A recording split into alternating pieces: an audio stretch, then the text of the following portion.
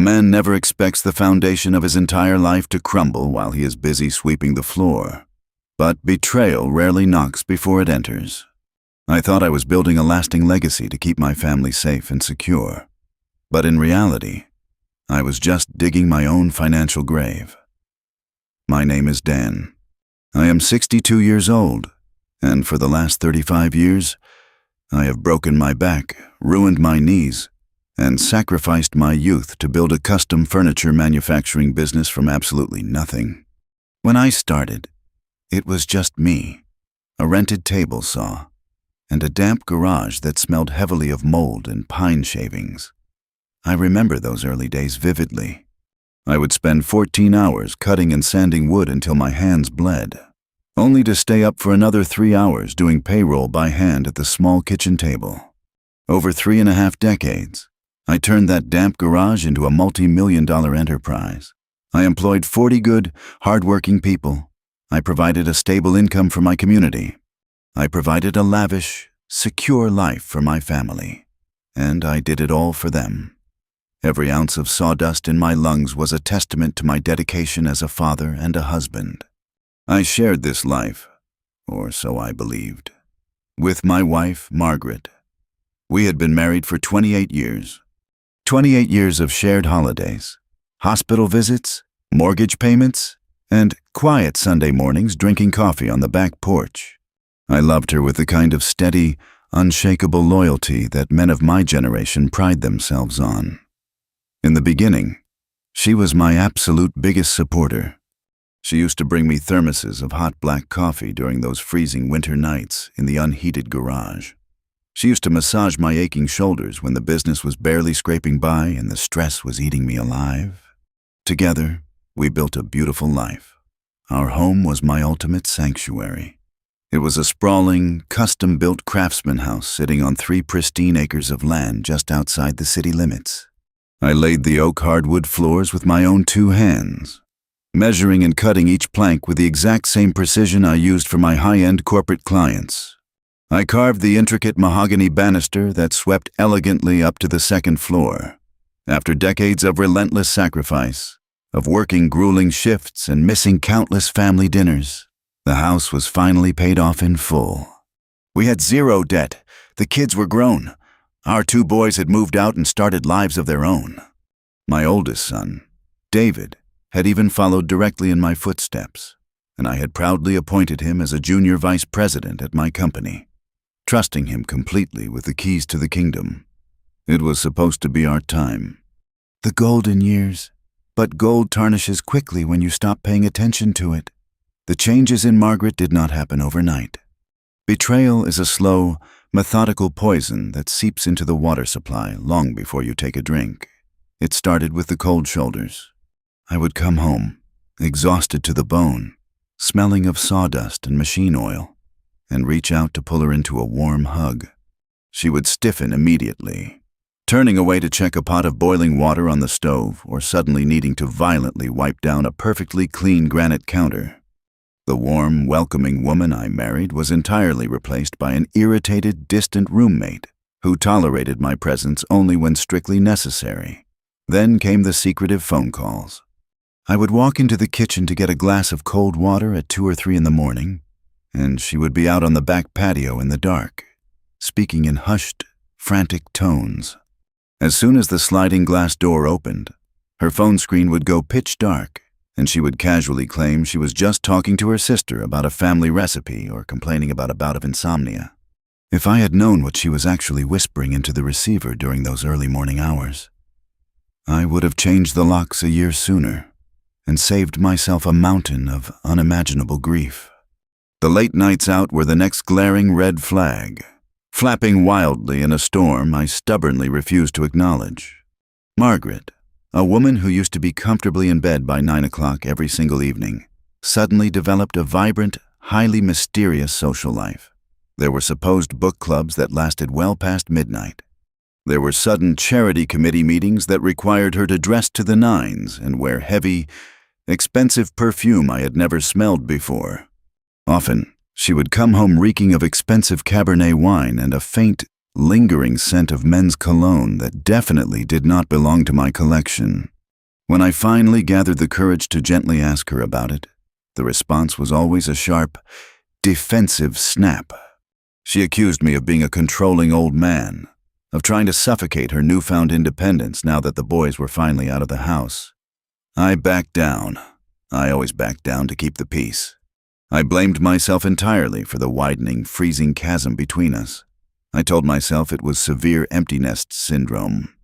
The house had grown overwhelmingly quiet without the boys running around, and I convinced myself that Margaret was just struggling to find her true identity outside of being a full-time mother and a dutiful wife.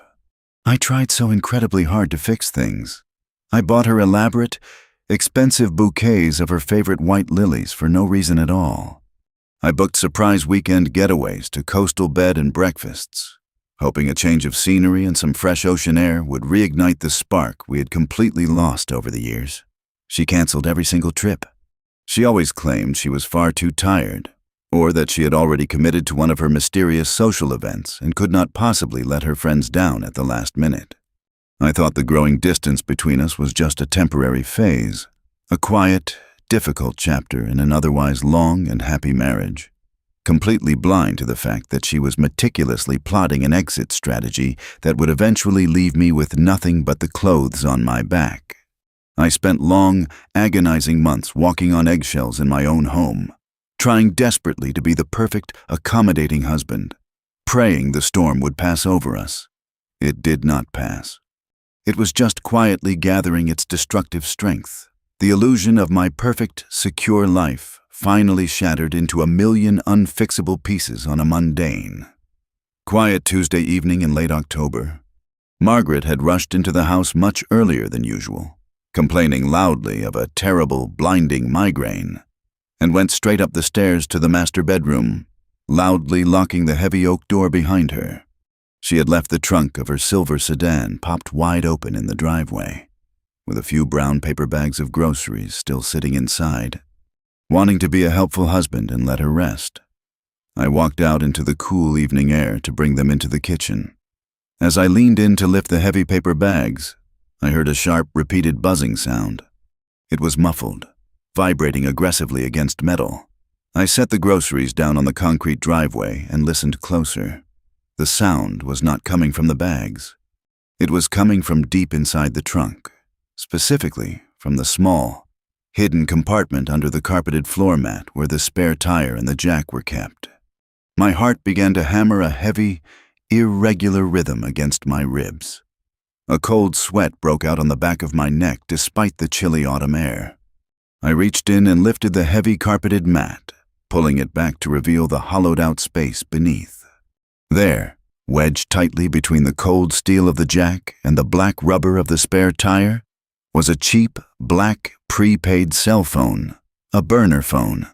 The screen was lit up brightly in the dimming light of the evening, displaying a text message notification from a phone number that was not saved in the contacts. My hands shook violently as I reached down into the compartment and picked it up.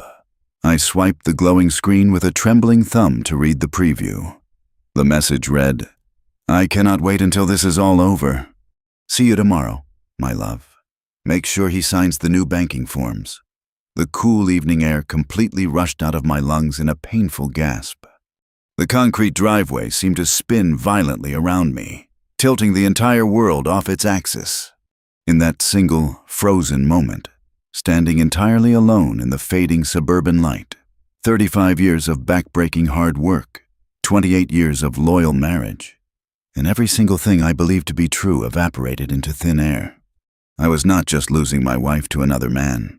I was being actively hunted by the people I loved most, and the trap was already closing tightly around my ankles. A man can only ignore the smell of smoke for so long before he realizes his own house is burning to the ground. And my personal inferno started on a seemingly normal Thursday evening. I had just finished a grueling 14-hour shift down at the warehouse, overseeing a massive, chaotic rush order of custom mahogany conference tables for a new corporate client. My lower back ached with a familiar, dull throb, and my hands were stained dark with wood stain and chemical varnish.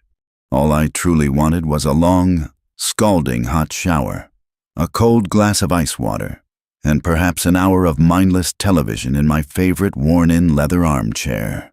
Instead, as my heavy work truck rolled slowly up the long, winding gravel driveway of my 3-acre property, my headlights swept across a bizarre and deeply unsettling sight. Sitting perfectly aligned on the front porch, illuminated harshly by the yellow glow of the overhead porch light, were 4 large leather suitcases. They were my suitcases. I parked the truck, my chest suddenly feeling incredibly tight, as if all the oxygen had been instantly vacuumed out of the cab.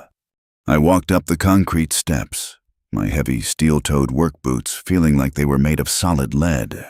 I unlocked the heavy oak front door, the exact same door I had carved, sanded, and hung entirely by myself all those years ago, and pushed it open. The house was dead quiet, but every single lamp and overhead light in the expansive living room was blazing bright. I stepped into the foyer, dropping my keys into the small ceramic bowl by the door out of pure muscle memory. And that was when I saw the firing squad waiting for me. Margaret sat rigidly on the expensive, cream-colored sofa I had bought her for our 20th wedding anniversary. She did not look like a grieving woman mourning the tragic end of a 28-year marriage.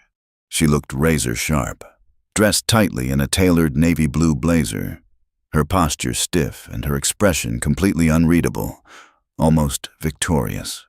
Sitting adjacent to her, relaxed comfortably in one of the floral accent chairs, was a man I had never seen before in my life. He looked to be in his late 40s, wearing a sleek, tailored gray suit that probably cost more than my first truck. A heavy, silver luxury watch gleamed menacingly on his left wrist, and he wore a tight, arrogant smirk that immediately made the blood in my veins run hot. On the glass coffee table directly between them lay a thick, perfectly bound, menacing stack of legal documents. "Dan," the man in the gray suit said, standing up and buttoning his suit jacket with a practiced, irritating smoothness. "My name is Richard Vance. I represent your wife in the dissolution of your marriage. Please take a seat." He gestured vaguely toward a plain wooden dining chair they had deliberately pulled into the living room, placing it opposite them like an interrogation stool for a common criminal. I did not sit down. I stared directly at Margaret. I waited for her to say something. Anything. To explain the packed bags sitting out on the freezing porch or the legal shark currently swimming in my living room. She just stared blankly back at me, her jaw clenched tight, refusing to offer a single word of explanation. "We are serving you with divorce papers tonight," Richard continued smoothly, his voice entirely devoid of any human empathy or warmth. "Margaret is officially filing for irreconcilable differences. The terms outlined in this document are entirely non-negotiable if you want to avoid a lengthy, very public, and very embarrassing courtroom trial. Margaret is retaining full ownership of this primary residence. She is also requesting $10,000 a month in permanent, ongoing alimony." He paused, letting that astronomical, impossible number hang heavily in the quiet air of the living room before delivering the final, fatal blow. "And, most importantly, she is claiming 50% ownership of your manufacturing company." My bad knees almost gave out entirely. I reached out blindly and gripped the sharp edge of the hallway console table to steady my shaking body. 50%? I choked out, my voice sounding like crushed gravel. "I started that business 7 years before I even met her. It is a completely separate asset. She has never worked a single day on that factory floor. She does not even know the names of my floor managers." Richard offered a condescending, predatory smile, flashing perfectly bleached teeth. "Under the law in this state, Dan, since you used a joint marital checking account to pay off a small business equipment loan 15 years ago, you legally commingled the assets.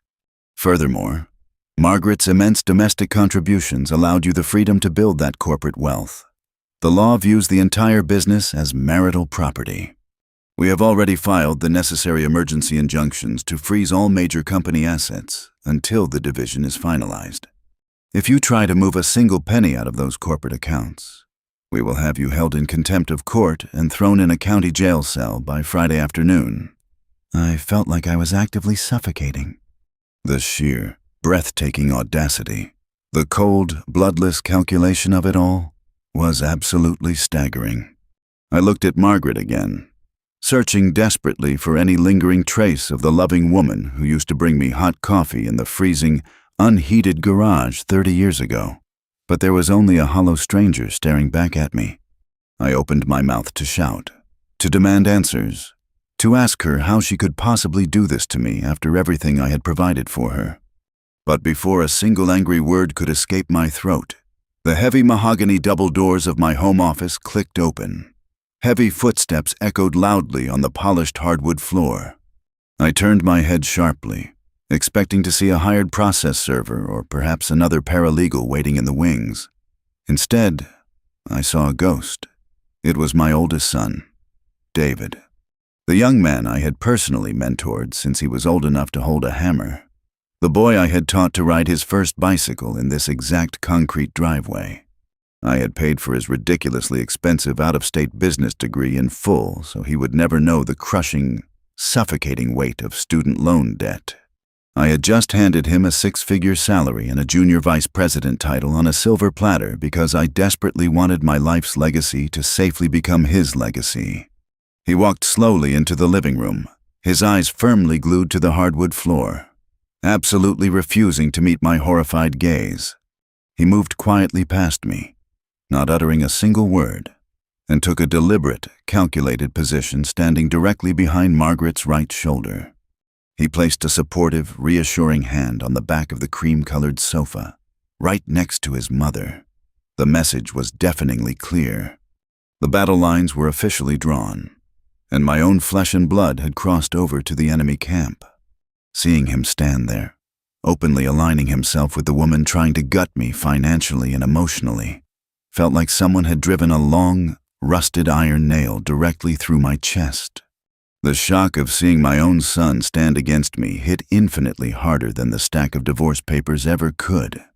I did not know it yet, but David's silent presence in that room was just the opening move of a much darker, meticulously calculated game they were playing against me. A game that involved a lot more than just a simple, greedy division of marital assets. I looked at the three of them, my estranged, secretive wife, her bloodthirsty, arrogant lawyer, and my traitorous, cowardly son. They looked at me like I was a pathetic, beaten-down old man who was about to lose everything he had ever built with his own 2 hands. They thought they had successfully backed an old, tired dog into a tight corner, completely unaware that I still remembered exactly how to bite, and I was already sharpening my teeth. I slowly walked forward. I did not yell. I did not throw a violent tantrum or flip the heavy glass coffee table, no matter how desperately my calloused hands wanted to destroy something in that pristine room. I reached down, picked up the thick, heavy stack of legal documents, and felt the immense weight of their coordinated betrayal resting in my palms. "I need to pack a few more things from the garage," I said quietly, my voice eerily calm and detached. "You will vacate the premises tonight, Dan," Richard the lawyer warned, his tone sharp and authoritative. "The bags on the porch are packed as a courtesy. You are to have 0 contact with Margaret outside of legal counsel starting right now." I completely ignored him. I turned my back on them, walking slowly toward the front door. My heart was broken, fractured into jagged pieces so small I genuinely thought they would never fit back together again. But as I placed my hand on the cold brass doorknob to leave the home I had built, the overwhelming, paralyzing sorrow began to burn away entirely, rapidly replaced by a cold, sharp, and terrifying clarity. There is a unique kind of humiliation in spending the first night of the rest of your life staring at a water-stained ceiling in a $40 a night roadside motel room. It is the kind of quiet, suffocating devastation that makes a man want to surrender entirely, unless he uncovers a secret so vile it forces him to stand up and fight back. I sat on the edge of a sagging, terrible mattress, still wearing my sawdust-covered work clothes from the day before.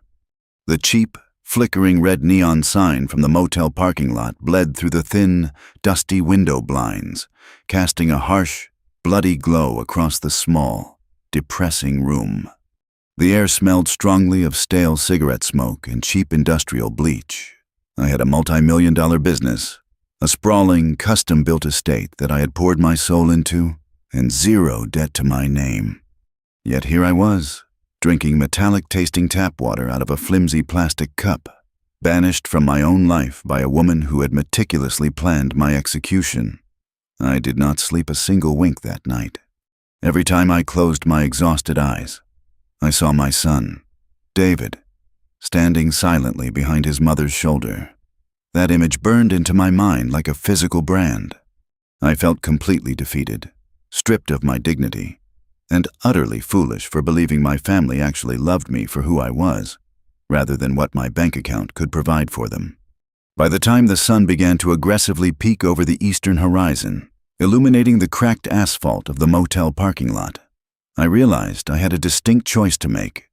I could either sit in this miserable room and let Margaret and her slick, overpriced lawyer carve up my life's work like a Thanksgiving turkey, or I could get up, go to work, and find a way to protect whatever was left of my legacy. I chose the latter. I needed a distraction, something tangible and familiar to anchor my spiraling mind. I threw my boots back on, splashed freezing water on my face, and drove my heavy work truck straight to the manufacturing warehouse. It was 5 in the morning on a Friday. The massive factory floor was completely dark and blissfully silent, save for the low, comforting hum of the massive ventilation systems. The sharp, familiar scent of raw pine, mahogany, and machine oil filled my lungs. This was my true sanctuary. This was the one place Margaret could not physically pack up in a leather suitcase and leave on the porch. I walked up the metal stairs to my glass-enclosed management office overlooking the factory floor. I sat down in my worn leather desk chair and booted up the main administrative computer terminal. I decided to throw myself entirely into the upcoming quarterly financial projections. I had always left the tedious administrative oversight and daily vendor management to David over the last 2 years, trusting my own flesh and blood to guard the company gates, a massive, glaring vulnerability that was about to become the very key to my revenge. I opened the master accounting software, expecting to see the healthy, robust profit margins we usually generated in the fourth quarter. We had just fulfilled a massive run of custom executive desks for a regional bank, and the revenue should have been astronomical. But as my tired eyes scanned the glowing digital spreadsheets, my stomach dropped rapidly. The numbers were entirely wrong. Despite record-breaking sales and a completely full production schedule, our profit margins were bleeding out rapidly. The company's net income was significantly lower than it had been in over 5 years. I leaned closer to the monitor, my brow furrowing in deep confusion. I started clicking through the detailed expense reports, looking for the leak. That was when I noticed the raw material costs. They were artificially inflated by nearly 40%. A cold, sharp sense of dread began to pool in my gut as I dug deeper into the historical data. I pulled up the general ledger and went back exactly 18 months. The timeline matched up perfectly with the exact moment Margaret began acting distant, taking secretive phone calls, and attending her mysterious late-night events. I started cross-referencing our primary supplier invoices with the outgoing cash flow. I found a recurring vendor listed as Apex Logistics and Supply. They were billing us tens of thousands of dollars every single month for premium lumber routing and specialized freight services. The problem was, I knew every single supplier we worked with by their first name, and I had never heard of Apex Logistics in my entire life. Furthermore, we handled 90% of our own freight using our internal fleet of delivery trucks. My heart hammered against my ribs as I opened the digital filing cabinet and pulled the specific invoices for this phantom company. I cross-referenced the billing dates with our warehouse receiving manifests. The manifests were completely blank for those dates. There were 0 incoming shipments of lumber. There were 0 freight services rendered. We were paying massive, exorbitant bills to a ghost company for absolutely nothing. I followed the digital money trail. The payments were being routed out of our primary corporate operating account. washed through a regional bank 2 towns over, and then wired directly into a blind, offshore holding account in the Cayman Islands. Large sums of money had been systematically and quietly siphoned out of my business accounts over the past year and a half. Hundreds of thousands of dollars were simply gone, vanishing into the digital ether. But the most devastating blow was yet to come. I needed to know who was authorizing these massive fraudulent payments. Our accounting software requires a secure, 2-factor digital signature for any outbound vendor payment over $5,000. I clicked on the authorization log for the latest fraudulent invoice from Apex Logistics. The screen loaded, displaying the digital footprint of the user who had approved the transfer of $25,000 just 3 days prior. The name glaring back at me from the bright white screen was David, my own son. The boy I had taught to fish, the boy whose college tuition I had paid in full, was using his executive credentials to systematically embezzle funds from my company. I sat back heavily in my chair, staring blankly at the screen as the horrifying reality washed over me. He had been intentionally altering the books, approving fake invoices, and funneling the cash away. Suddenly, the cold, terrifying logic of their entire plan snapped into crystal clear focus. Margaret and her lawyer were not just trying to take 50% of my business in the divorce. They were running a highly coordinated corporate bleed-out by siphoning the cash and severely inflating our operating expenses.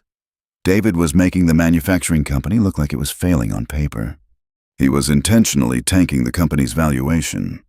When the divorce proceedings reached the asset division phase, the court-appointed auditors would look at these manipulated books and appraise my life's work at a fraction of its actual worth. Margaret would gladly accept her 50% of a financially deflated, supposedly struggling business, leaving me with a worthless company, while she and David secretly sat on a mountain of stolen, untraceable cash hidden safely offshore. They were essentially stealing my life savings right from under my nose, using my own trust and my own money to fund my destruction. The betrayal was so absolute, so meticulously calculated, that it completely bypassed anger and settled into a state of freezing, absolute clarity. David, standing silently behind his mother in the living room, was not just a show of family solidarity. It was a criminal partnership. They thought they had accounted for every single variable. They thought I was just an old, tired carpenter who only understood how to run a table saw and would never bother to look closely at the digital ledgers. They assumed I would just roll over, accept the financial ruin, and quietly fade away into a miserable retirement. It was a fatal, arrogant miscalculation that they were going to deeply regret. A man can only be pushed so far into a corner before the paralyzing fear of losing everything mutates into something much colder and infinitely more dangerous. I was no longer the heartbroken husband weeping in a cheap motel. I was a man preparing for a silent, calculated war. Sitting in my glass-enclosed management office, staring at the fraudulent accounting ledgers my own son had manipulated, I realized I could not just walk into a local police station or hand these printouts over to a standard divorce attorney. David had covered his digital tracks incredibly well. He used his legitimate executive access to authorize those massive payments to the Phantom Logistics Company. Any smart defense lawyer could easily argue it was just a series of terrible business investments, naive mismanagement, or administrative errors by a young, inexperienced junior vice president. If I showed my hand prematurely and made wild accusations without solid proof, David and Margaret would simply delete the remaining digital trails, empty the offshore accounts entirely, and I would be left standing in court looking like a paranoid, bitter old man trying to ruin his wife and son out of pure spite. I needed absolute, undeniable proof of their collusion. I needed them to confess when they thought nobody in the entire world was listening. 2 excruciating weeks passed. I lived out of that depressing motel, running my manufacturing business with a forced, hollow smile during the day, making sure David suspected absolutely nothing. I signed the routine paperwork he handed me. I asked him about his weekend plans. Every time I looked at him, my stomach turned violently. But I kept my voice perfectly level and my expression completely blank. Then, Margaret made her first major tactical error. Through a brief, court-mandated email exchange regarding the sorting of some joint mail, she arrogantly mentioned she would be out of town for the entire weekend on a luxury spa retreat with her girlfriends. The massive house on the 3-acre property would be completely empty from Friday night until late Sunday afternoon. She thought she had fully secured the perimeter of her new kingdom, completely forgetting the crucial detail of who exactly built the walls of that fortress. On Saturday morning, long before the sun even considered rising, I parked my work truck 3 blocks away and walked the rest of the distance through the thick, damp woods bordering our property. I slipped onto the back patio and unlocked the heavy kitchen door using a spare brass key I had hidden beneath a loose paving stone 15 years ago. Stepping back into my own home felt like trespassing in a museum dedicated to a life that no longer existed. The silence in the house was heavy and oppressive, the air smelling faintly of Margaret's expensive floral perfume. But I did not have the luxury of time to be sentimental or weep over old family photographs. I had a very specific, highly technical job to do.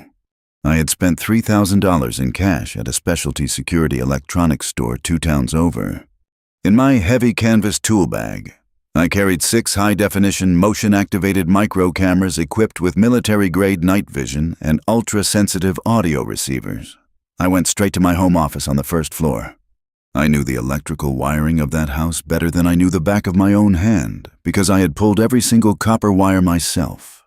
I carefully removed the decorative wood cover of the heavy mahogany bookshelf I had built, drilling a tiny, imperceptible hole just above the top shelf. I perfectly angled the tiny lens to capture the entire room, including the heavy steel floor safe and my expansive desk. Using my wire strippers and electrical tape, I spliced the camera's power directly into the wall socket hidden behind the thick wood paneling, ensuring it would never run out of battery. I placed a second camera inside the metal housing of the large air conditioning vent in the main living room, granting a sweeping, unobstructed view of the cream-colored sofa where I was first served those devastating divorce papers. I was a master carpenter, not a computer hacker, but absolute desperation is a spectacular teacher. I had spent countless hours in my motel room reading thick online manuals, learning exactly how to configure these specific devices. I linked all the hidden cameras to a secure, encrypted cloud server I had rented online using a prepaid debit card and a completely fabricated name. There were no local hard drives to be discovered. There were no physical memory cards that could be accidentally found and destroyed. The high-definition footage would stream directly into the cloud server the absolute second motion was detected in those rooms, accessible only by a complex, randomized password burned entirely into my memory. By noon, I was completely finished. I vacuumed the tiny traces of sawdust, wiped down every surface I had touched to remove my fingerprints, and slipped back out the kitchen door, leaving not a single speck of evidence behind. Then began the most agonizing, psychologically draining phase of my entire plan.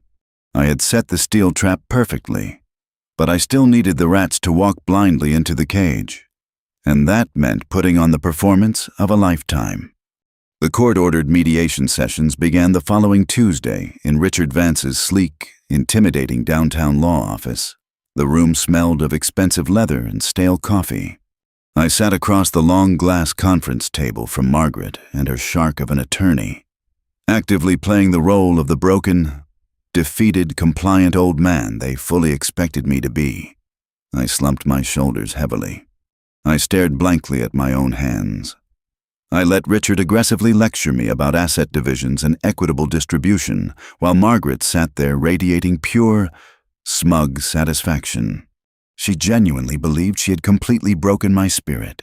She pushed for absolutely outrageous concessions. She demanded I cover her entire legal fee.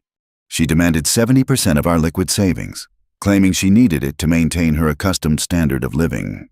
I just nodded slowly, speaking in a quiet, defeated whisper, asking for more time to review the documents, playing the pathetic fool to absolute perfection. But every single night the mask came off. I would return to my bleak motel room, lock the heavy metal deadbolt, and open my laptop on the small, wobbly desk. The psychological contrast was dizzying and exhausting. By day, I was voluntarily surrendering my kingdom, nodding along as they legally dismantled my life's work piece by piece. By night, I sat in the dark, bathed in the blue light of the computer screen, staring intently at the live feed of my own home, waiting for the digital motion alert to ping. For the first 4 days, there was absolutely nothing of value. I watched Margaret walking past the frame in the living room, drinking heavy glasses of red wine, pacing back and forth while talking on her burner phone. The sensitive microphones picked up the sound of her voice, but she was always speaking in hushed, muffled tones, making it impossible to make out the exact words. It was completely maddening. The sheer physical exhaustion of running a massive manufacturing business from dawn to dusk, faking total emotional defeat during hostile legal mediation, and staying up until 3 a.m. watching a silent, empty house on a screen was slowly driving me to the absolute edge of my sanity. My eyes were bloodshot, my hands shook constantly from too much cheap coffee, and the dull ache in my chest never faded. But I refused to look away. I knew the dark, ugly truth was hiding somewhere inside those walls, and I was going to capture every single second of it, no matter what it cost me. There is a specific, sickening kind of dread that washes over a man when the very thing he has been desperately searching for finally appears directly in front of his eyes. The sharp, metallic digital ping from my laptop at 2 a.m. was the loudest sound I had ever heard in my entire life, echoing through that cheap motel room like a final, devastating death knell for my family. I was dozing in the uncomfortable, rigid plastic chair by the small desk, my chin resting heavily on my chest, fully clothed in my sawdust-stained work pants. At the exact moment the notification chimed, my tired eyes snapped open. The screen of my laptop was glowing a bright, harsh blue in the pitch-black room. A bold red notification banner pulsed steadily across the top of the encrypted cloud server dashboard. Motion detected. Location. Home office. My heart slammed against my ribs with the force of a heavy iron mallet. I leaned forward, my hands trembling violently as I clicked the live feed icon. The high-definition video buffered for an agonizing split second before snapping into crystal clear, 4K resolution. The night vision automatically disabled as the bright overhead lights in my private home office flicked on. Margaret walked into the frame. She was wearing a sleek, expensive silk robe I had never seen before, her hair perfectly styled, holding 2 heavy crystal tumblers. But she was not alone. A man followed closely behind her, casually loosening the dark silk tie around his neck. He walked with a familiar, arrogant swagger, stepping onto the antique Persian rug I had bought for our 10th wedding anniversary, as if he already owned the entire estate. As he turned his face toward the hidden camera lens, all the remaining air completely vanished from my lungs. The man standing in my private sanctuary, swirling my expensive scotch in a crystal glass, was not a stranger. It was not a random midlife crisis fling or a personal trainer. It was Arthur Sterling. Arthur was the ruthless, cutthroat owner of Sterling Custom Furnishings, my single biggest manufacturing rival in the entire tri-state area. We had been locked in a bitter, highly competitive turf war over lucrative corporate contracts for the better part of a decade. He was a man notorious for cutting corners, using cheap, imported materials, and despising my unyielding reputation for quality craftsmanship. The puzzle pieces I had been staring at for weeks suddenly violently slammed together, forming a picture so utterly depraved it made me physically nauseous. I reached out with a shaking hand and turned the laptop volume up to maximum. The ultra-sensitive audio receivers I had painstakingly wired into the wall picked up their voices with terrifying, undeniable clarity. He actually believed the quarterly projections. Margaret laughed, taking a slow sip of her drink. Her voice, usually so sharp and defensive around me, was dripping with a sickening, honeyed sweetness. Dan sat right across from me in mediation today and looked completely broken. Richard pushed for 70% of the liquid assets, and the old fool barely even blinked. He is completely exhausted. He is going to fold by the end of the month. Arthur chuckled, a deep, resonant sound that made the blood in my veins run boiling hot, and walked directly behind my heavy mahogany desk. He sat down in my expensive leather chair, the very chair where I had spent countless late nights building a secure life for the woman currently smiling at him. "It is almost too easy." "Margaret," Arthur said, leaning back and putting his expensive Italian leather shoes squarely on top of my desk. "Once the court auditor sees those manipulated ledgers, his business will be valued at less than a third of its actual worth. You take your 50%. We finalize the corporate merger for pennies on the dollar, and I permanently absorb his entire market share. Your idiot husband is officially subsidizing our early retirement. 3 long years. Arthur," Margaret sighed, walking over and perching herself intimately on the edge of my desk, running her hand gently through his hair. "I have played the dutiful, bored housewife for 3 agonizing years while we meticulously set this up. I cannot wait to be completely done with him and that permanent, disgusting stench of sawdust. 3 years. My stomach violently heaved, and I had to clamp a hand over my mouth to keep from gagging. Every single late-night book club, every sudden charity event, every single time she pulled away from my gentle touch. She had been in his bed, plotting the systemic destruction of my entire life. They were not just having a sordid, secret affair. They were executing a massive, hostile corporate takeover disguised entirely as a routine, tragic suburban divorce. Margaret was guaranteeing herself a massive, unearned payout, and Arthur was completely eliminating his biggest business rival without ever having to compete fairly in the open market. But the absolute worst moment of my life, the single catastrophic event that permanently extinguished any lingering trace of the merciful man I used to be, happened exactly 2 minutes later. The heavy oak double doors of the office clicked open again. I held my breath, gripping the sharp edge of the motel desk so hard my knuckles turned a bruised, ghostly white. My son, David, walked casually into the room. He was wearing his comfortable college sweatpants, holding a thick, heavy manila folder securely under his right arm. He did not look the least bit surprised to see Arthur Sterling sitting arrogantly in his father's chair. He did not look ashamed or conflicted to see his mother leaning intimately against a man who was actively destroying his family. He looked entirely comfortable, like a crucial, respected board member attending a routine midnight strategy meeting. "You are up late," Margaret said fondly, smiling warmly at the boy who was actively driving a jagged knife into my back. "I wanted to get this to Arthur before the morning shift," David replied, stepping forward and tossing the heavy folder directly onto the center of my desk. "That is the complete, unredacted list of our top-tier corporate clients, including the master renewal dates for all their major manufacturing contracts and the exact pricing margins my dad gave them last year. You can start aggressively underbidding us on Monday morning. By the time the divorce is finalized, my dad will not have a single major buyer left to keep the warehouse lights on." Arthur eagerly picked up the folder, flipping through the highly confidential pages with a greedy, predatory smile illuminating his face.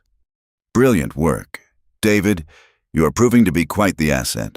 The offshore transfers went through cleanly today." "Completely untraceable," my son confirmed, crossing his arms over his chest with an air of unearned arrogance. "I ran the latest dummy invoices through the logistics shell company this afternoon. The company's cash reserves are officially bleeding out faster than we projected. The old man still thinks it is just a terrible quarter due to inflation. He is too busy drowning in his own personal misery to actually look at the underlying routing numbers." I sat entirely alone in the dark, bathed in the sickly blue light of the monitor, watching my wife and my firstborn son completely sell my soul to my worst enemy. That client list was not just a stack of paper. It represented decades of shaking hands, delivering promises, and building unshakable trust within my community. It was the absolute lifeblood of my legacy, and David had just handed it over with a casual, flippant toss. They clinked their expensive crystal glasses together in a mocking, triumphant toast, openly celebrating my impending financial and emotional execution right inside the home I had built for them. I did not cry. The sheer, overwhelming magnitude of the betrayal had instantly burned away all my tears, leaving behind nothing but a cold, desolate wasteland of pure, unadulterated fury. The digital trap I had set was not just successful. It had captured a monster far larger, far greedier, and far uglier than I could have ever imagined in my worst nightmares. As I watched my own flesh and blood calmly sell my entire legacy for 30 pieces of silver, the very last shred of paternal mercy I held in my heavy heart hardened into solid, unbreakable ice, and I knew exactly which legal artery I was going to surgically slice first. I reached out and carefully hit the secure record button on the cloud server, capturing every single damning, poisonous word in pristine, undeniable visual and audio detail. The golden evidence was finally mine. They genuinely thought they were holding all the winning cards, completely unaware that I was about to calmly lock the doors, flip the entire table, and burn their carefully constructed house of lies straight to the ground. When you realize your executioners are dancing on your grave before you are even dead, you do not interrupt the music. You simply let them tire themselves out. I spent the next 4 weeks putting on a masterclass in weaponized incompetence, transforming myself into the very pathetic, broken old man they so desperately wanted to see. I let my gray beard grow out in patchy, unkempt clumps, and I intentionally wore the exact same wrinkled, sawdust-stained flannel shirt to 3 consecutive mediation sessions. I made sure my shoulders were perpetually slumped and my eyes were always downcast, perfectly playing the role of the defeated husband while secretly holding a royal flush that was about to bankrupt them all. Margaret and her slick attorney, Richard Vance, completely bought the performance. They were absolutely intoxicated by their own perceived brilliance, entirely convinced that they had outsmarted a simple blue-collar worker who only knew how to swing a hammer.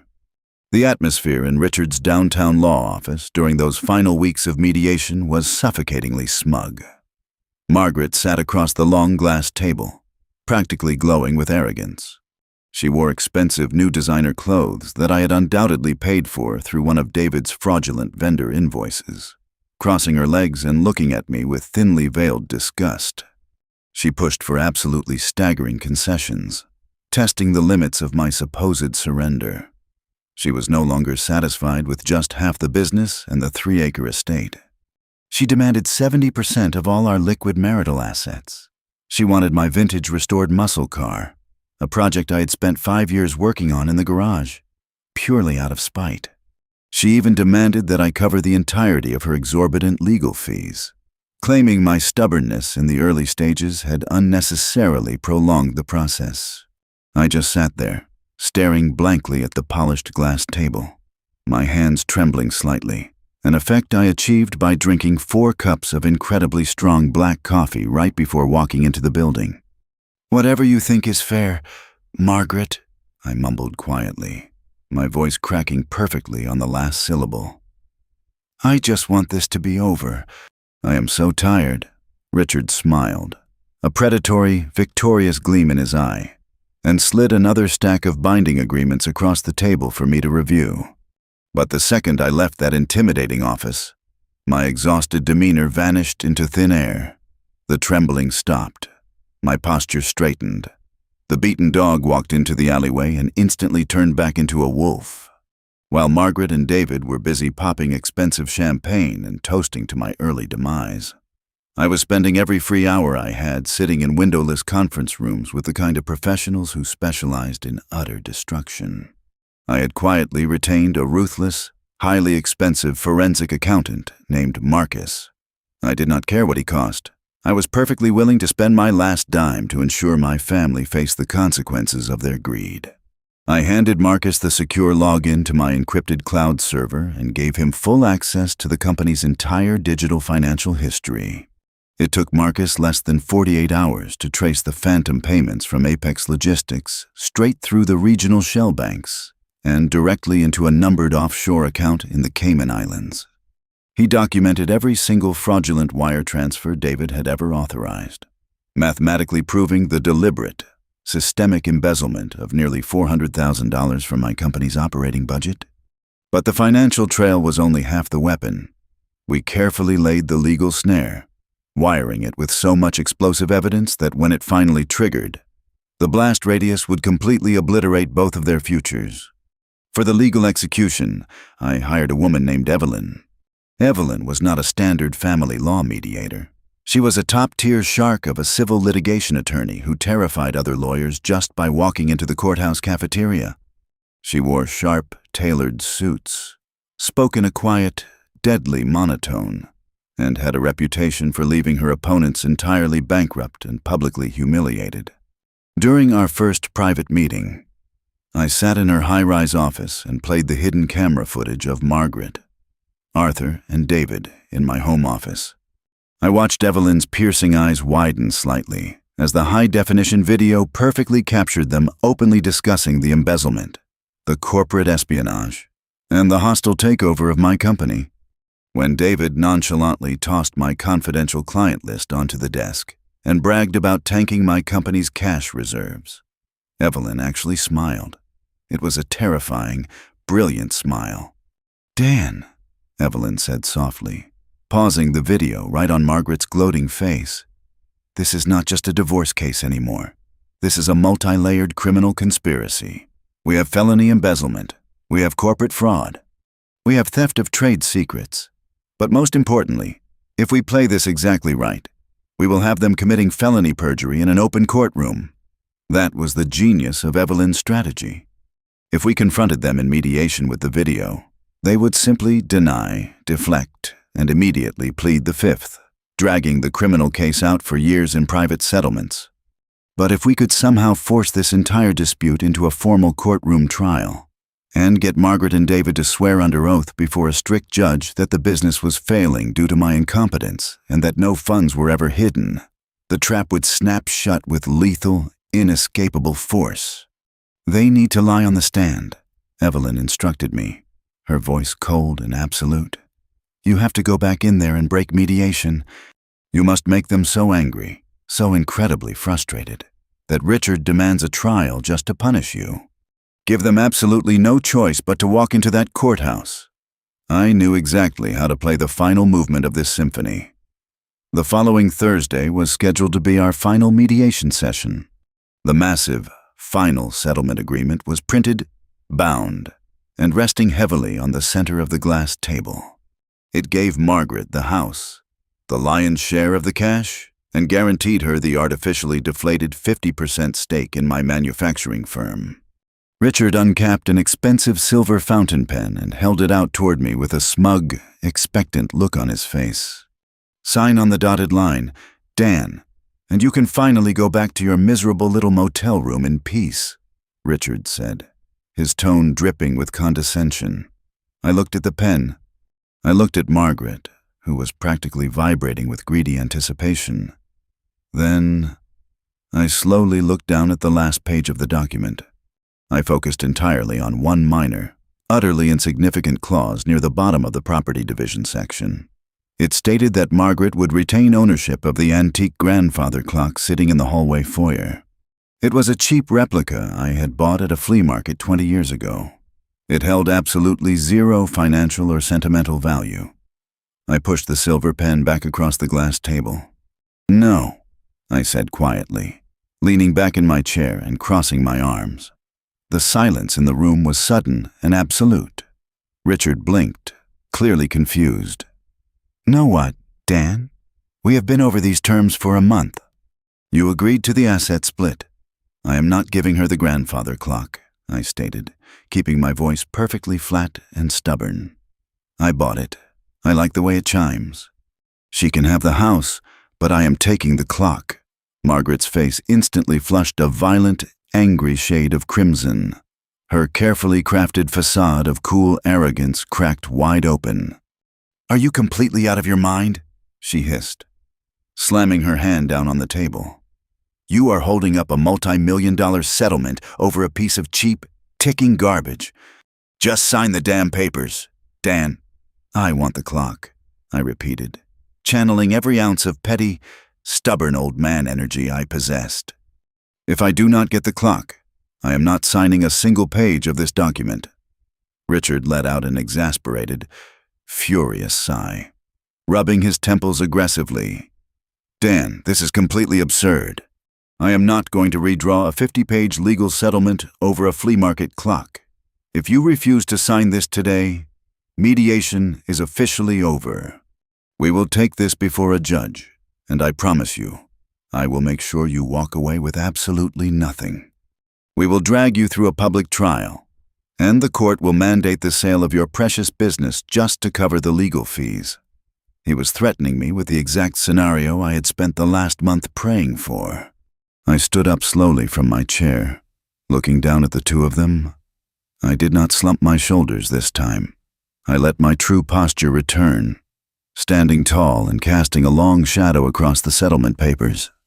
"Then take me to court," I said, my voice finally ringing with cold, hard authority. I turned around and walked straight out of the law office, leaving the unsigned papers sitting uselessly on the table.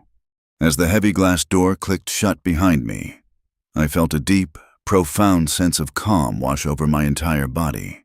The agonizing days of playing the fool were officially over. The bait had been completely swallowed. The hook was set deep in their jaws, and it was finally time to reel them in. A courtroom is nothing more than a high-stakes theater where the best liar usually wins, but only if they are entirely unaware that the man they are trying to destroy is already holding the master script. The heavy, polished oak doors of the county courthouse felt freezing cold against my palm as I pushed them open on the first morning of the trial. The air inside the building was stale and intimidating, smelling faintly of floor wax and generations of shattered lives. I walked down the long, echoing marble corridor with Evelyn walking briskly by my side.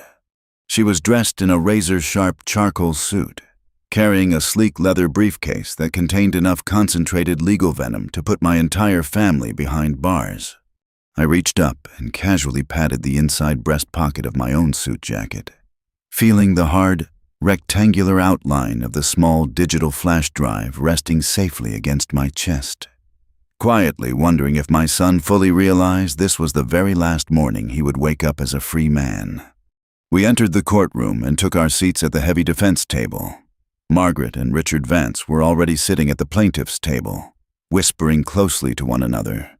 Margaret wore a modest, conservative gray dress, her hair pulled back simply, projecting the exact image of a weary, abused housewife seeking ultimate salvation. Sitting directly behind her in the first row of the wooden gallery was David. He was wearing the expensive tailored suit I had bought him for his college graduation, looking relaxed and confident. When his eyes briefly met mine across the aisle, there was absolutely no hesitation or guilt in his gaze. He just offered a tight, arrogant smirk before looking away. The judge, a stern, older man with a deeply lined face and a reputation for having absolutely zero patience for nonsense, called the courtroom to order and instructed Richard to call his first witness. Margaret took the stand. I have to admit, if I had not spent the last month watching her secretly drink expensive scotch with my biggest corporate rival and laugh about my destruction, I might have actually believed her performance. She was utterly brilliant. She gripped the edges of the wooden witness box with trembling hands, her voice catching perfectly in her throat as she swore to tell the whole truth. Under Richard's gentle, guiding questions, she began to systematically assassinate my entire character. She painted a vivid, tragic picture of our 28-year marriage. She described me as a tyrannical, emotionally absent workaholic who completely neglected her and our children to selfishly build an empire of wood and sawdust. Then came the financial lies, delivered with a flawless, tearful precision. She dabbed at her dry eyes with a white silk handkerchief, telling the judge that I had maintained absolute dictatorial control over all our bank accounts for 3 decades. She claimed she lived on a strict, meager weekly allowance, forced to beg for grocery money while I secretly hoarded millions of dollars in hidden business assets. She testified that the sudden, catastrophic drop in my company's profits over the last 18 months was clearly a malicious, calculated move on my part to intentionally hide money from the impending divorce settlement. The judge listened intently, his brow furrowed in deep concern. He took copious notes, occasionally looking down at me from his elevated bench with a gaze full of sharp, undisguised disdain. Margaret stepped down from the box an hour later, looking emotionally exhausted but victorious, having successfully cast me as the ultimate villain of her fabricated tragedy. "The plaintiff calls Dan to the stand," Richard announced loudly, his voice practically vibrating with eager anticipation. I stood up slowly, buttoning my suit jacket, and walked to the witness box. I placed my right hand on the heavy leather Bible and swore an oath before God to tell the truth. An oath I fully intended to keep, unlike the three people sitting across the room. I sat down and folded my hands neatly in my lap. Richard did not waste a single second. He immediately launched into a highly aggressive but rapid-fire cross-examination designed entirely to break my composure and force an angry outburst. He paced back and forth in front of the jury box, pointing an accusatory finger directly at my face. "Isn't it true, Dan, that you possess sole executive authority over the manufacturing company's operating accounts?" Richard demanded, his voice echoing loudly off the high ceilings. "Yes, I am the primary owner," I answered quietly, keeping my tone perfectly polite and restrained. "And isn't it true," Richard continued, stepping closer to the witness box, "that your company has mysteriously hemorrhaged nearly $400,000 in liquid cash over the exact same period your wife began asking for a legal separation? The ledgers show a significant loss during that period." "Yes," I replied calmly. "Where's the money, Dan?" Richard barked, slamming his hand down hard on the wooden railing of the witness stand. "Did you siphon it into cash? Did you bury it in the backyard to ensure the woman who raised your children walks away with absolutely nothing?" "I did not take a single penny of that money, sir," I answered, looking him dead in the eye. I gave him absolutely nothing to work with. I did not yell. I did not get defensive. I simply answered his questions with quiet, polite restraint, confirming the massive financial losses but calmly denying any personal wrongdoing. It clearly infuriated Richard, who was desperately trying to paint me as a volatile, angry tyrant. But the more aggressively he pushed, the more I played the confused, failing business owner. I gave them enough rope to hang themselves twice over. Richard thought he was brilliantly nailing my coffin shut, completely blind to the fact that Evelyn was sitting quietly at the defense table, casually flipping a pen through her fingers, patiently waiting for the mountain of perjury to stack so high it practically touched the ceiling. Richard eventually threw his hands up in theatrical disgust and dismissed me from the stand, clearly satisfied that he had established my total financial incompetence. I walked quietly back to my seat next to Evelyn. "Are you ready for the final nail?" Evelyn whispered softly, leaning toward me without taking her eyes off the plaintiff's table. "Let him talk," I whispered back. "The plaintiff calls David to the stand," Richard announced, adjusting his expensive silk tie, watching my own flesh and blood walk up the aisle, raise his right hand, and swear an oath to God to tell the truth was the single most agonizing moment of my entire life. All the hidden cameras, the secret offshore accounts, and the corporate espionage paled in comparison to the sheer, breathtaking cruelty of watching my son voluntarily sit in that chair to execute me. Richard approached the witness box with a soft, paternal smile. "David, you serve as the junior vice president of your father's manufacturing company, correct?" "Yes, I do," David answered, his voice clear and confident, ringing out across the silent courtroom. "You handle the daily administrative duties and vendor management. In your professional opinion, as an executive of the firm, why has the company lost hundreds of thousands of dollars over the last year and a half?" David let out a heavy, incredibly convincing sigh. He looked down at his hands, playing the role of the reluctant, heartbroken son perfectly. "My father runs the business using an incredibly antiquated model. He refuses to adapt. He has made a series of terrible, stubborn financial decisions, alienating our primary vendors and overspending on useless materials. I have tried repeatedly to warn him about the bleeding margins, but he simply refuses to listen to anyone. So, to be absolutely clear for the court," Richard said, stepping back so the judge had a clear view of the witness, The missing $400,000 is not a result of market fluctuations, but rather a direct result of your father's gross negligence and financial mismanagement? Yes, David stated firmly, looking directly at the judge. The money was completely wasted due to his incompetence. And regarding your mother, Richard pushed further. Do you believe she deserves the majority share of the remaining marital assets? I do, David said, turning his head slowly to look me right in the eye. His gaze was entirely devoid of any warmth or familial love. It was just cold, calculated greed. My mother deserves to be protected from his financial ruin. If he retains control of the assets, he will completely bankrupt the entire family within a year. The trap was now fully, irreversibly set. My wife had committed perjury. My son had committed felony perjury. The fraudulent narrative was completely locked into the permanent court record, sworn under oath before a sitting judge. Richard Vance offered the judge a smug, victorious nod and walked proudly back to his table.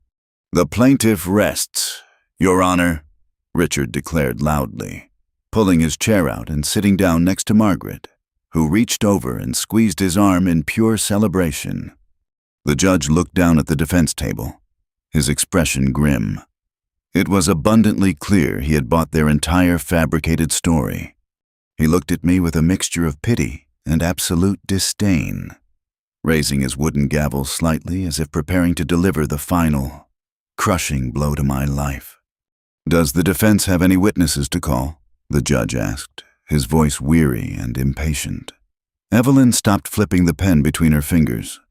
She stood up slowly, buttoning her sharp charcoal blazer, and picked up her leather briefcase. The courtroom was dead silent. We have no witnesses to call, Your Honor, Evelyn said, her voice cutting through the heavy air like a razor blade. But we do have one final piece of evidence to submit for the court's immediate review. There is a profound, terrifying beauty in the exact second before a demolition charge detonates, when the building still stands tall, completely unaware that its foundation has already been vaporized. Margaret and David were sitting in that courtroom, completely convinced they owned the entire world, entirely blind to the plunger my attorney was about to violently push down. I reached into the breast pocket of my suit jacket, feeling the cold, hard plastic of the small digital flash drive, knowing the specific file loaded onto it was about to do far more damage than just secure my retirement. It was going to trigger a catastrophic shockwave that would alert the federal authorities. Evelyn did not dramatically raise her voice or pound her fists on the table. She simply walked toward the judge's bench with the chilling, quiet confidence of an executioner who had already sharpened the axe. Your Honor, Evelyn began, her voice perfectly level. The defense would like to submit Exhibit A into evidence. It is a direct audio and visual recording that immediately and undeniably refutes the financial testimonies just provided under oath by both the plaintiff and her star witness. Richard Vance shot up from his chair as if the seat cushion had suddenly caught fire. Objection! Your Honor, this is a blatant ambush. The defense never disclosed any multimedia exhibits during the discovery phase. This is highly irregular and completely unacceptable. Evelyn slowly turned her head to look at Richard, offering him a smile so devoid of warmth it could have frozen a lake. The defense was entirely unaware of the extreme depths of the perjury the plaintiff intended to commit in this courtroom today. Your Honor, this evidence was obtained legally within the confines of my client's primary residence, and it speaks directly to the deliberate criminal concealment of the missing $400,000 currently at the center of this marital dispute. The judge scowled, clearly exhausted by the bickering, but his intense curiosity was undeniably piqued. He looked down at the small black flash drive, resting securely in Evelyn's open palm. I will allow it, the judge growled, slamming his heavy gavel down once. But, counsel, if this is a massive waste of the court's time, I will hold you in contempt. Evelyn handed the drive to the court clerk, who swiftly plugged it into the main multimedia terminal. Large, flat-screen monitors mounted on the courtroom walls instantly flickered to life. The high-definition 4K resolution of my private home office illuminated the dim courtroom. The digital timestamp in the corner clearly displayed a date from exactly 3 weeks prior. At the plaintiff's table. The arrogant color immediately drained from Margaret's face, leaving her looking sickly and pale. She recognized the room. She recognized the specific angle. She knew exactly what night that was. David, sitting in the gallery directly behind her, completely froze, his confident posture shattering instantly into pure, rigid terror. The courtroom was dead silent as the video began to play. The ultra-sensitive audio receivers kicked in, broadcasting Margaret's voice with terrifying, crystal-clear precision. "He actually believed the quarterly projections," her recorded voice echoed from the speakers, dripping with that sickening, honeyed sweetness as she walked into the frame holding the 2 crystal tumblers. The entire courtroom watched as Arthur Sterling, my biggest corporate rival, strolled casually into my office, loosening his dark silk tie and sitting arrogantly in my heavy leather chair. I did not watch the screen. I watched the judge. His deeply lined face contorted rapidly from weariness to utter shock, and then immediately hardened into a mask of pure, unadulterated fury. The video continued seamlessly. The speakers blasted Arthur's deep, mocking laughter as he openly discussed the corporate merger, the artificially deflated business valuation, and their multi-year affair. Then, the heavy oak doors on the screen clicked open, and my son walked into the frame. A collective, horrified gasp rippled visibly through the small gallery of spectators as David tossed the highly confidential client list directly onto the desk. I ran the latest dummy invoices through the logistics shell company this afternoon. David's recorded voice bragged loudly to the silent courtroom. "The company's cash reserves are officially bleeding out faster than we projected." Every single word of their criminal conspiracy, every arrogant boast about the offshore accounts, the embezzlement, and the deliberate destruction of my life's work played out for exactly 4 agonizing minutes. Richard Vance stood frozen at his table, his jaw practically unhinged. He was a ruthless legal shark, but even a shark knows when there is too much blood in the water. He slowly turned his head to look at Margaret, his eyes wide with a mixture of professional horror and intense, burning rage. She had lied to him, too.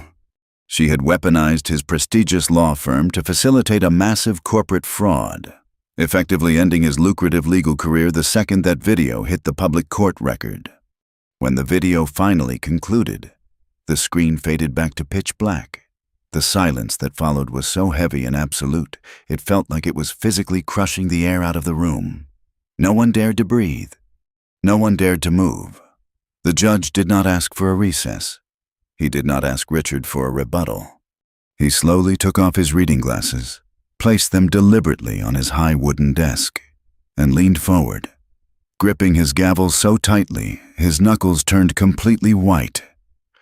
"Mrs.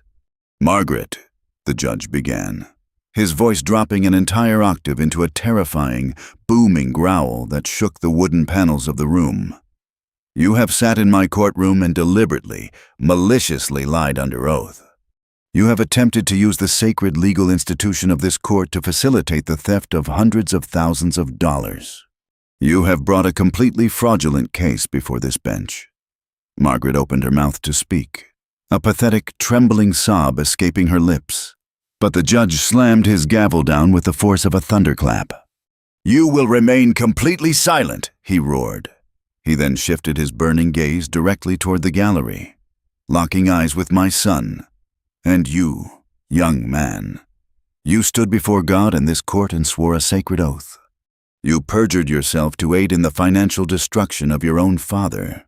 It is one of the most utterly despicable displays of human greed I have witnessed in my 30 years on the bench." Evelyn stood perfectly still at the defense table, letting the judge do exactly what she had paid him to do, deliver absolute, unmerciful justice. Due to the undeniable, incontrovertible evidence of massive financial fraud, premeditated embezzlement, and blatant perjury, the judge continued. his voice echoing with absolute authority. "I am immediately halting these divorce proceedings. I am ruling entirely in favor of the defense. Dan, you are hereby awarded 100% of your manufacturing business, 100% equity in the primary residence, and the entirety of all remaining liquid marital assets." "The plaintiff is awarded absolutely nothing." Margaret collapsed forward onto the table, burying her face in her hands, her shoulders shaking violently as she sobbed hysterically. Richard Vance frantically packed his expensive leather briefcase, physically distancing himself from her as quickly as humanly possible. But the judge was not finished. He looked over at the armed county bailiff standing quietly by the heavy doors. "Bailiff," the judge commanded sharply, "you are to immediately confiscate the passports of both Margaret and David before they leave this building. I am officially referring this entire matter, along with Exhibit A, directly to the district attorney's office. I strongly recommend they press immediate, maximum criminal charges for felony embezzlement, corporate espionage, and first-degree perjury against both the plaintiff and her son." The gavel came down one final, echoing time. Court is adjourned. It was over. The agonizing months of playing the fool, the sleepless nights in that miserable, bleach-scented motel room, the suffocating weight of my family's ultimate betrayal, it all dissolved instantly, washed away by the glorious, undeniable hammer of justice. I stood up from the defense table. I did not look back at Margaret as she loudly wept. I did not look at David, who was currently being cornered by the stern, heavily armed bailiff. They had made their horrific choices in the dark, and now they were going to pay the ultimate, devastating price in the blinding, unforgiving light of a prison cell. I walked out of the heavy oak doors, moving quietly down the long marble corridor and stepping out into the crisp, cool afternoon air. I took a deep, unrestricted breath. For the first time in 35 years, the empire I had built with my own two hands belonged entirely to me, and my future was completely, beautifully mine to shape. Thank you all so much for watching this story. If you felt the satisfaction of seeing total, undeniable justice served today, please hit that like button, subscribe to the channel, and share this video with anyone who needs a reminder that the truth always comes out in the end. Drop down into the comments right now and type the word karma so I know you stayed until the very end. And please, do not forget to hit the hype button to help push this video out to more viewers who love a great comeback story.